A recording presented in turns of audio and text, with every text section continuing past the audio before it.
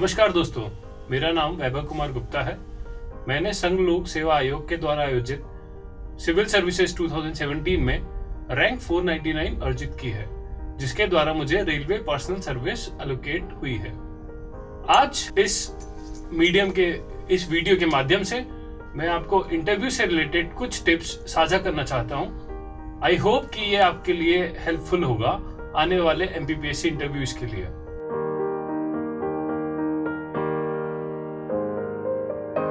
देखिए, मैं अपनी बात को 10 पॉइंट में सीमित करना चाहूंगा। सबसे पहली और सबसे जरूरी बात तो ये कि आपको समझना होगा it is a personality test, not an interview. अच्छा, दोनों के बीच में फर्क क्या होता है? देखिए, इंटरव्यू में आपको अगर 10 क्वेश्चन पूछे जाएं तो इंटरव्यूअर एक्सपेक्ट करता है कि आप एटलीस्ट 5-7 के आंसर सही देंगे। लेकिन personality test is a different thing. यहाँ पे आपको सवालों के सही जवाब अगर नहीं भी पता है लेकिन आप कॉन्फिडेंट है तो आपकी एक स्ट्रॉन्ग पर्सनालिटी दिखाता है। अच्छी पर्सनालिटी के कुछ ट्रेट्स होते हैं, जैसे कि आप चीजों के बारे में कॉन्फिडेंट है, आप चीजों का एनालिसिस करते हैं, ना कि पॉपुलर ओपिनियन की तरफ मुड़ जाते हैं। आप कुछ चीजें नहीं आने पर उसे हम्बली स्वीकार करने की क्षमता रखते हैं। इस तरह की बातें आपकी पर्सनालिटी बनाती है। एक किसी भी इंटरव्यू में जहां पे पर्सनालिटी जज होती है वहां पे आपके इन ट्रेट्स पे देखा जाता है। तो पहला मेरा सुझाव ये रहेगा कि अगर आपको कुछ सवालों के जवाब नहीं भी आते हैं तो आप शांत रहिए और शांत भाषा में उन्हें बता दीजिए कि सर, मुझे इस सवाल के बारे में नहीं पता है। लेकिन जो जवाब आप दें उसे कॉन्फिडेंस के साथ, पूरे फैक्ट्स के साथ दीजिए, जो आपकी स्ट्रॉन्ग पर्सनैलिटी जाहिर करेगा। आई होप आपको ये डिफरेंस समझ में आया होगा कि personality test does not necessarily mean that you should know all of the answers. कुछ आंसर्स अगर आपको पता है और उनको आप अच्छे से एक्सप्लेन कर सकते हैं, दैट मीन्स आप अच्छी पर्सनालिटी होल्ड करते हैं। दूसरा बिंदु ये कि आप जो भी फॉर्म भरते हैं आप उसके एक शब्द से वाकिफ हो। जैसे कि आपका नाम। जब मैं इंटरव्यू लेता हूं तो मैं ये चीज जरूर गौर करता हूं कि कई सारे स्टूडेंट अपने नाम के बारे में, जो फेमस अदर पर्सनालिटी है उनके बारे में ही वाकिफ नहीं होते हैं। देखिए, फॉर एग्जाम्पल, अगर आपका नाम प्रियंका है तो आपको प्रिपेयर करना है उस नाम से और कौन फेमस पर्सनालिटीज है, like Priyanka Chopra, Priyanka Gandhi and others, और उनके साथ सिग्निफिकेंट इवेंट क्या शायद करंट अफेयर्स में हुए हैं। जैसे लास्ट ईयर प्रियंका चोपड़ा की शादी हुई तो इंटरकास्ट मैरिज से रिलेटेड टॉपिक आप तैयार करके जाएंगे। इसी तरीके से डेट ऑफ बर्थ एक बहुत सिग्निफिकेंट एस्पेक्ट है जिसपे सबसे पहले इंटरव्यूअर की नजर जाती है। आपकी डेट ऑफ बर्थ के सिमिलर क्या कोई इंटरनेशनल डे पड़ता है, क्या उस समय किसी फेमस पर्सनालिटी का जन्म हुआ है। इस तरीके के क्वेश्चंस आप पहले से तैयार करके जा सकते हैं और ये बहुत अच्छा इंप्रेशन क्रिएट करते हैं इंटरव्यूअर पे। तीसरा बिंदु है और जो काफी महत्वपूर्ण है मेरे हिसाब से, वो है कि आपको अपने शहर, तहसील, जिले और एरिया की, रीजन की जानकारी होनी चाहिए। एक बहुत कॉमन क्वेश्चन जो हर इंटरव्यू में पूछा जाता है, अपने एरिया की 5 दिक्कतें बताइए। लेकिन मैं ये देखता हूं इंटरव्यू लेते समय स्टूडेंट्स बहुत ज्यादा इस क्वेश्चन को प्रिपेयर करके नहीं आते हैं, तो वो एक प्रॉब्लम उठाते हैं और उसी को लंबा समझाने लग जाते हैं। देखिए, बहुत सिंपल है। इंटरव्यू में अच्छे मार्क्स लेने का एक ही फंडा है, आप जितने सारे क्वेश्चंस को पहले से अच्छा तैयार करके जा रहे हैं, आपके इंटरव्यू में उतने अच्छे मार्क्स आने वाले हैं। ये तैयारी हम पहले से कर सकते हैं। तो मेरा सुझाव ये रहेगा कि आप 5 समस्याएं अपने एरिया की ढूंढिए। समस्या 1, उसका कारण ये और उसका सॉल्यूशन ये। इस तरीके से आप 5 समस्याएं, मुख्य समस्याएं प्रायोरिटी वाइज अरेंज कर लीजिए। इस तरीके से एग्जामिनर पे ये इंप्रेशन जाता है आप अपने रीजन के बारे में बहुत अच्छे से वाकिफ है और अपनी समस्याएं भी आपको पता है, उनके रीजन भी पता है और उसके सॉल्यूशन भी पता है। ये एक क्वेश्चन जो कि आप एक्सपेक्ट कर सकते हैं, आपसे जरूर पूछा जाएगा और आप तैयारी करके जा सकते हैं। अब आते हैं चौथे बिंदु पे। ये स्टूडेंट्स के मन में हमेशा सवाल रहता है कि क्या हमें पूरा सिलेबस पढ़ के जाना है इंटरव्यू के लिए। देखिए, पूरा सिलेबस आप पढ़ चुके हैं मेंस के लिए, पूरा सिलेबस पूरा रिवाइज कर पाना पॉसिबल नहीं है। हमें यहाँ पे स्मार्ट स्टडी करनी है। इसलिए जो आपके फॉर्म से जिन सब्जेक्ट का लिंक डायरेक्ट बनता है, फॉर एग्जाम्पल अगर आपने अपनी हॉबी में लिखा है डांसिंग, तो कल्चर सब्जेक्ट आपका लिंक बनता है, तो आप कल्चर सब्जेक्ट से बहुत थॉरो होके जाइए। अगर आपका ग्रेजुएशन है इकोनॉमिक्स में, तो आपको रिसेंट जो भी करंट अफेयर्स हैं एज वेल एज बेसिक्स, वो आपको बहुत ज़्यादा अच्छे से रिवाइज करके जाने हैं। अगर आपका इंजीनियरिंग है इलेक्ट्रॉनिक्स एंड कम्युनिकेशन, तो जितने भी रिसेंट डेवलपमेंट्स इन कम्युनिकेशन है लाइक 3G 4G नाविक, internet of things, artificial intelligence, आपको इन सब के बारे में जानकारी होनी चाहिए। तो हमें पूरा सिलेबस पढ़ के नहीं जाना है, हमें वो सब्जेक्ट पे फोकस करना है जो कि हमारे फॉर्म से निकल के आते हैं। साथ ही अगर आपके पास टाइम है तो हर सब्जेक्ट का कोई रिलेवेंट चैप्टर्स इंडेक्स से देख लीजिए और साथ ही साथ जितना आप रिवाइज कर पाए कर लीजिए, लेकिन बहुत ज़्यादा डेप्थ में मत जाइए अभी, क्योंकि हमारे पास टाइम मैनेजमेंट एक इश्यू रहता है। अब आते हैं 5वें बिंदु पर। क्योंकि आपका इंटरव्यू जनवरी के महीने में होने वाला है, इसलिए एक बहुत प्रोबेबल क्वेश्चन बनता है कि लास्ट ईयर 2018 के 5 मेजर इवेंट्स बताइए जिन्होंने आपको या भारत और विश्व को प्रभावित किया हो। आप इस क्वेश्चन को एज एन अपॉर्चुनिटी लीजिए।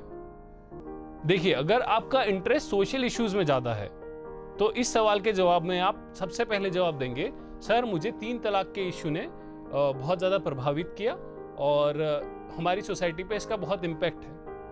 अगर आपका इंटरेस्ट है सोसाइटल इशू की बजाय कॉन्स्टिट्यूशनल और पॉलिटी आपका स्ट्रॉन्ग सब्जेक्ट है, तो आप जवाब देंगे, sir section 377 of the IPC जो सुप्रीम कोर्ट ने अनकॉन्स्टिट्यूशनल बताया है, वो एक बहुत सिग्निफिकेंट इवेंट है। इस तरीके से आप इंटरव्यू को अपनी स्ट्रॉन्ग एरिया में गाइड कर सकते हैं। हर इस तरीके का क्वेश्चन जो कि ओपन एंडेड होता है, वो एक अपॉर्चुनिटी होता है। आप इसे अपॉर्चुनिटी माने कि आप इंटरव्यू की दिशा अपने स्ट्रॉन्ग एरिया में गाइड कर सकते हैं।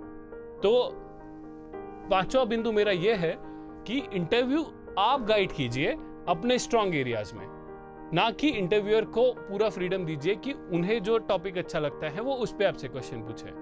तो ऐसे सब क्वेश्चन आप दिमाग में लाइए और उन क्वेश्चंस को प्रिपेयर करके जाइए कि आप किस तरफ इंटरव्यू को मोड़ना चाहते हैं। 6वां बिंदु, ये क्वेश्चन आता है कि what if we don't know the answer, what should we do. देखिए, जैसा मैं पहले भी बताया हूं, ये पर्सनालिटी टेस्ट है। अगर आपको किसी सवाल का जवाब नहीं आता है, आप पोलाइटली एक्सेप्ट कीजिए कि आपको इस सवाल का जवाब नहीं आता है। इंटरव्यूअर इन क्वेश्चंस के, कुछ डिफिकल्ट क्वेश्चन के थ्रू वो जज कर रहे होते हैं कि आप में वो हम्बलनेस और जेन्युइनिटी है या नहीं, कि आप एक्सेप्ट कर सके कि सर मुझे कुछ चीज़ें नहीं पता है। आप पोलाइटली इस बात को एक्सेप्ट कीजिए। हो सकता है एग्जामिनर आपको खुद ही उस सवाल का जवाब दे दे। उस स्थिति में आपको उन्हें थैंक यू ज़रूर बोलना है। कई स्टूडेंट अपोलोजेटिक हो जाते हैं और एग्जामिनर को उनके कंट्रीब्यूशन और नॉलेज शेयरिंग के लिए थैंक यू नहीं करते हैं, which is a bad manners. ध्यान रखिए, किसी भी स्थिति में इधर उधर की बातों से एग्जामिनर को घुमाने की कोशिश मत कीजिए या गलत जवाब मत दीजिए। अगर आपको एक अनुमान है, अनुमानित जवाब है, तो आप परमिशन मांगिए, sir I don't think I know the correct answer but I can take a guess if you permit me so. तो एग्जामिनर आपको परमिट करेंगे, आप गेस ले सकते हैं, लेकिन तब अगर आपका गलत जवाब भी होगा तो वो ब्लफ नहीं होगा, एक इंटेलिजेंट गेस होगा। 7वें बिंदु में मैं आपको एक चेतावनी देना चाहता हूं। देखिए, हमारे साथ क्या होता है कि हम अपने पॉइंट को सही प्रूव करने में कई बार इंटरव्यूअर के साथ आर्ग्यूमेंट में चले जाते हैं। देखिए, आप अपना तर्क रख दीजिए और लॉजिकल तरीके से, पोलाइट तरीके से अपना तर्क रख दीजिए, लेकिन जहां भी आपको लगता है कि ये बातचीत, सवाल जवाब का सिलसिला बहस की ओर जा रहा है, तो आप बहस में ना उलझें। आप पोलाइटली उन्हें बताइए, sir as you are more experienced I think you might be correct on your place. ऐसा करके आप आर्ग्यूमेंट से बाहर आ जाइए, क्योंकि आर्ग्यूमेंट में उलझना आपके इंटरव्यू के मार्क्स के लिए बिल्कुल भी अच्छा नहीं है। दोस्तों, 8वें और 9वें बिंदु में मैं आपका ध्यान 2 क्वेश्चंस की तरफ लाना चाहता हूं, जो मेरे हिसाब से स्टूडेंट्स बहुत ज़्यादा इग्नोर करके चलते हैं या उसके फैंसी से अनरियलिस्टिक से आंसर बना के लाते हैं। देखिए, फर्स्ट क्वेश्चन आपके करियर ऑब्जेक्टिव को लेके है। बहुत सारे इंजीनियर, मेडिकल प्रोफेशन के लोग सिविल सर्विसेज देते हैं, तो उनसे क्वेश्चन पूछा जाता है, why do you want to become a civil servant. अब यहाँ पर इस सवाल के जवाब में बहुत सारे लोग अनरियलिस्टिक से, फैंसी से आंसर बना के लाते हैं। इस सवाल का उद्देश्य ये जांचना होता है कि लाइफ के इंपॉर्टेंट डिसीजन आप रैशनल तरीके से ले पाते हैं, लॉजिकल तरीके से ले पाते हैं, या केवल समाज में जो चल रहा है फैशन, उसी के थ्रू आप उसी के साथ बह जा रहे हैं। इसका क्या जवाब नहीं होगा। देखिए, अगर आप एक किसी एनजीओ के विजिट पे गए और उसी ने आपको इतना मोटिवेट कर दिया कि वो आप सिविल सर्विसेज में डायरेक्टली आना चाहते हैं, तो यकीन मानिए आप एक बहुत अच्छा आंसर देके एग्जामिनर को इम्प्रेस करने की कोशिश कर रहे हैं, जो कि शायद सच ना हो। तो ऐसे किसी भी जवाब से बचिए जो कि आपका सिविल सर्विसेज में आने का एक्चुअल रीजन नहीं है। वही जवाब दीजिए जो कि एक्चुअली आपको मोटिवेट किया है यहाँ आने के लिए।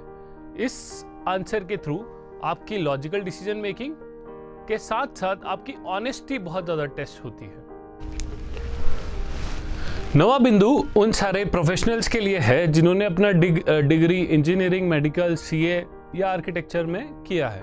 2 क्वेश्चन पूछे जाने की संभावना बहुत ज़्यादा है। पहला कि क्यों आपने टेक्निकल जॉब छोड़कर एक जर्नलिस्ट की जॉब करने का फैसला किया है। साथ ही साथ कि व्हाट एज एन इंजीनियर और doctor you will bring to the table which is different from other graduates. देखिए, इस सवाल के जवाब में आपको जस्टिफाई करना बहुत ज़रूरी है कि आप एक 4 साल या 5 साल अपने प्रोफेशन में देने के बाद क्यों सिविल सर्विसेज में आना चाहते हैं, क्यों आप एक वैल्यू एडिशन होंगे rather than bottleneck in the system.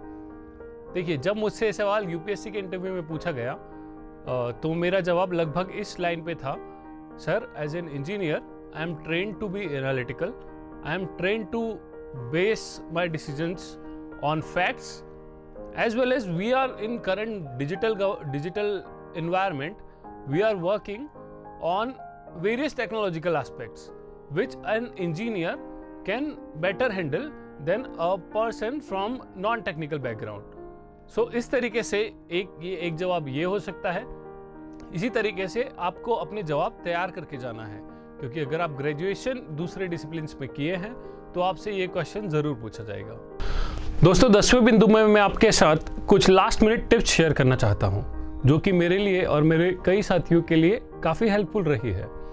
First तो ड्रेसिंग एटिकेट्स की बात कर लेते हैं। देखिए, आप जो भी लास्ट मॉक इंटरव्यू देने वाले हैं उसे प्रॉपर ड्रेस में दीजिए, क्योंकि ड्रेस का आपकी बॉडी के साथ कंफर्टेबल होना बहुत ज़रूरी है। तो एक बार आखिरी मॉक आप कंप्लीट ड्रेस में उसे फाइनल इंटरव्यू समझ के दीजिए। लड़कों के लिए लाइट कलर की शर्ट और डार्क कलर की पैंट, साथ में फॉर्मल शूज एक अच्छा अटायर होता है। फीमेल सलवार सूट या फिर साड़ी, जो प्रेफर करना चाहे वो पहन के जाएं इंटरव्यू में। एक इंटरव्यू के लिए ज़रूरी होता है, कई बार आपका इंटरव्यू दिन में आखिरी होता है, तब तक आप थक चुके होते हैं क्योंकि आप काफ़ी ज़्यादा सोच रहे होते हैं। लेकिन इंटरव्यू के जो 20-30 मिनट आप अंदर बिताएंगे, आपको फुल एनर्जी में होना बहुत ज़रूरी है। उसके लिए कई चीज़ें आप कर सकते हैं। जो मैं करता हूँ वो मैं आपको बता सकता हूँ। देखिए, इंटरव्यू के पहले 15 मिनट पहले आप एक चॉकलेट का पीस लेके अपने मुंह में रख लीजिए। धीरे धीरे शुगर रिलीज होगा जो आपको एनर्जी प्रोवाइड करेगा। उसके 3 रात पहले तक आपको पढ़ने की बजाय ज़्यादा ध्यान अपनी नींद पे देना चाहिए। इंटरव्यू में हम जब जाके बैठते हैं तो बैठते ही 10 सेकेंड में आप अपने ड्रेसअप को और अपने बॉडी पोस्चर को एक बार ऑब्जर्व कर लीजिए, दैट कहीं आप ऐसे टेढ़े होकर तो नहीं बैठे हैं, कहीं आपका शर्ट तो प्रॉपरली टक इन से बाहर नहीं आ रहा है, आपकी टाई सही प्लेस पे है। एक बार लुक करके आप 10 सेकेंड में कर लीजिए, जिससे आप प्रॉपर कंफर्टेबल पोजीशन में बैठे हैं। फिर एक बहुत लोगों के साथ में देखता हूँ कि उनके होंठ सूख जाते हैं इंटरव्यू देते समय, उनका गला सूख जाता है। तो उसे दूर करने के लिए वो क्या करते हैं, वो अपनी ज़ुबान से लिप्स को टच करते रहते हैं, जो कि इंटरव्यूअर को देखने में बहुत गंदा लगता है। तो आप अपने गले को मॉइस्ट करके जाइए। अगर आपके होंठ बहुत ज़्यादा सूखते हैं तो लिप बाम लगा के जाइए, लेकिन इस तरीके का अवॉइड कीजिए।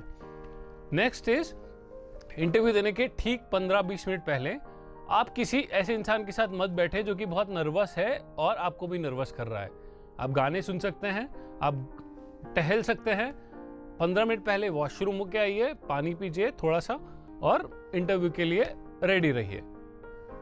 दोस्तों, आई होप ये सारी बातें आपके बहुत काम आएंगी और ऑल द बेस्ट।